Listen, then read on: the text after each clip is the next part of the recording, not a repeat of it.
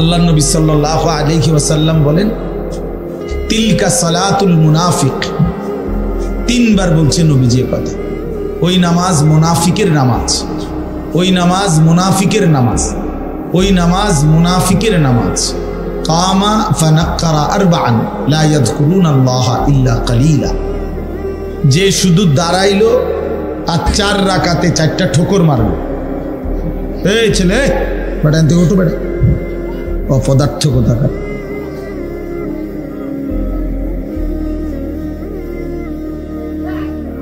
বসে বসে মোবাইল টিপতেছে, আবার পাঞ্জাবিওয়ালা।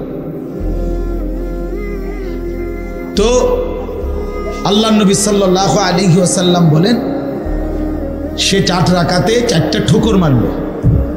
লা ইয়াযকুরুনাল্লাহা ইল্লা কালিলা।